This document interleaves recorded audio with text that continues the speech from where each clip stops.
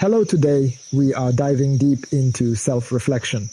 Welcome to the Inspire Era podcast, where positivity colors our conversations and healing is at the heart of our stories. I'm your host, Erasme, and I'm so grateful to walk with you on this beautiful and powerful journey.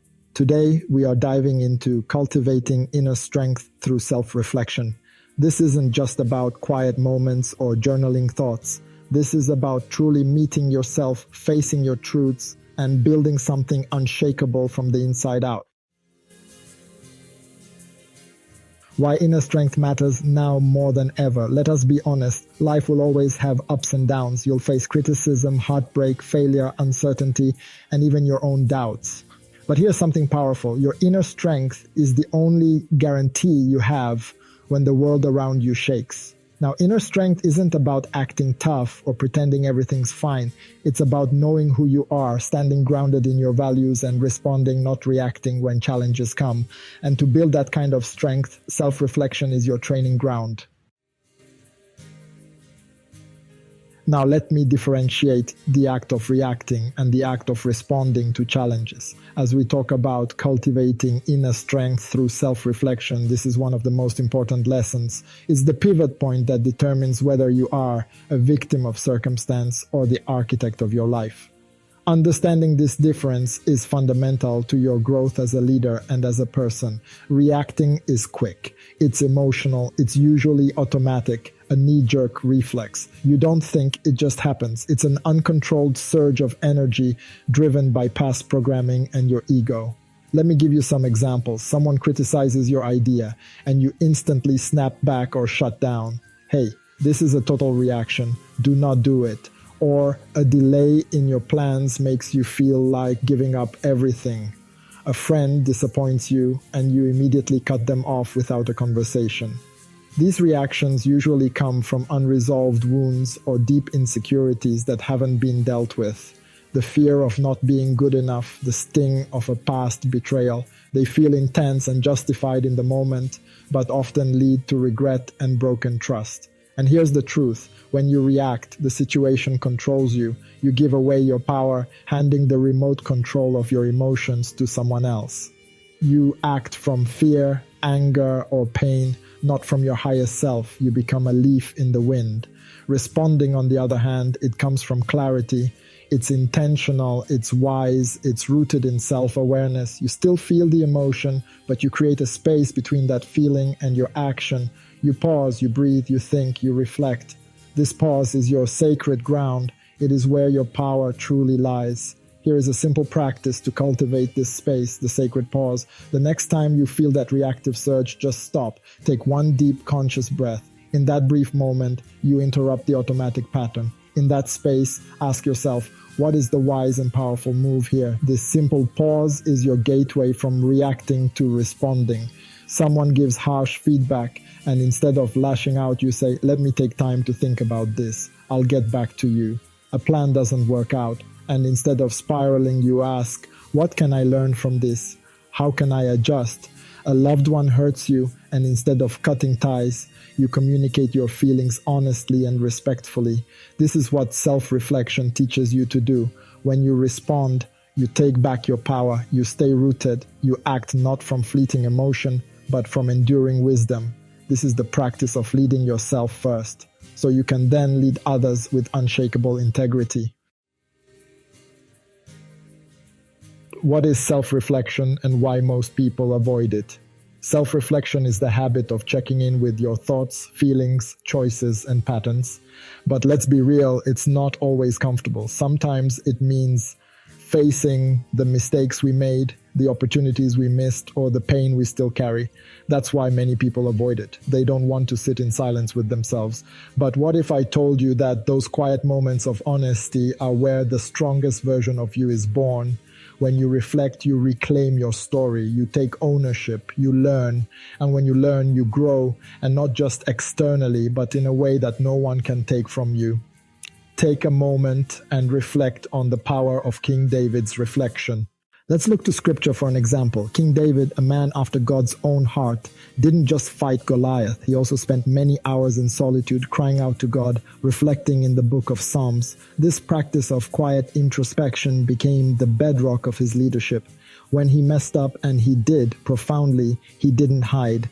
He went deep within, confronting his failures with brutal honesty instead of making excuses. Psalm chapter 139 verse 23 to verse 24 says, "Search me, God, and know my heart.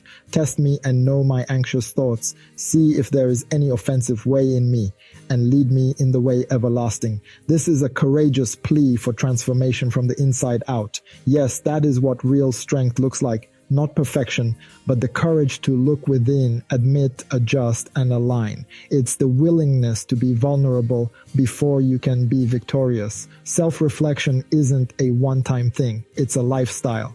So here's a practical step. At the end of each day, take just 2 minutes. Ask yourself, where did I act from a place of strength today, and where did I act from fear? And the truth is, the more you practice it, the stronger your mind, spirit, and confidence become. You'll start making decisions from clarity, not confusion, especially in your career and personal goals. You'll stop repeating toxic cycles because you now understand your triggers. And most importantly, you'll stop looking outside for validation. You'll find it within, an unshakable core of self-worth that no one can take away. A challenge for you. Here's my challenge to you, dear listener. This week, carve out just 15 minutes every evening. Yes, only 15 minutes. In our world of constant motion, 15 minutes of dedicated stillness is a radical act. It's a declaration that you are worthy of your own time. Find a quiet corner and commit to sitting quietly with yourself. No phone buzzing, no TV chattering in the background, no endless scrolling. This is about disconnecting from the world's noise to reconnect with your own signal. It's just you, your thoughts, and a simple notebook. These 15 minutes could change your week, maybe even your life.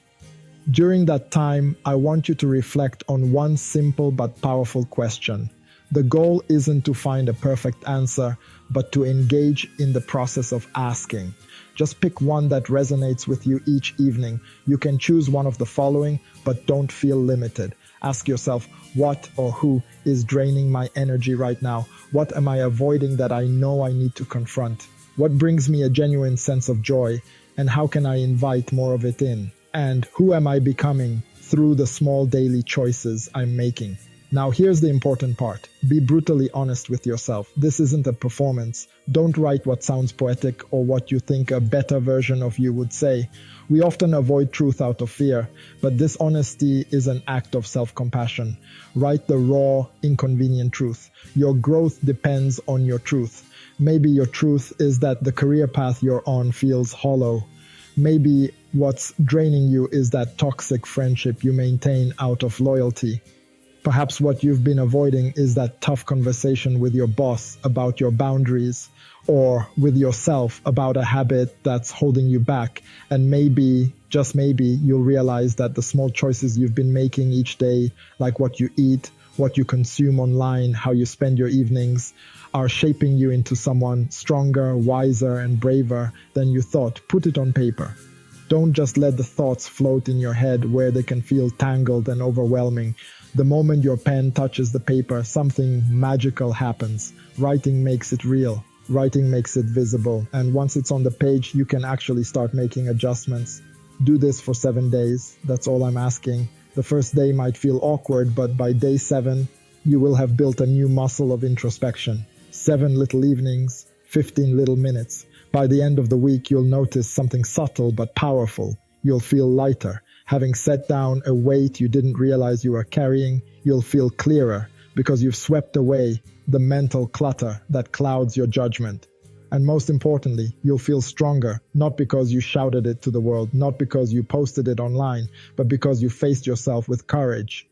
And that kind of strength, it speaks loudest in silence. It's an internal fortitude that doesn't need external validation. You will carry yourself differently, with a calmer presence. You'll breathe differently, rooted in who you are. You'll wake up knowing you've taken a step closer to the person you were meant to be. So, are you ready? The investment is small, but the return is immeasurable. 15 minutes, one question, 7 days. Let's rise together. You are still with Inspire Era podcast, so always bear in mind that your existence is not a mistake. You hold immense value, and your purpose has the potential to make the world a better place. Remember to share this with someone who needs a moment of self-reflection. Follow us on Spotify, Instagram, and subscribe on YouTube, or visit inspireera.rw for more stories and healing tools. If you've got a story about how reflection changed your path, I would love to hear it. Let's keep growing together.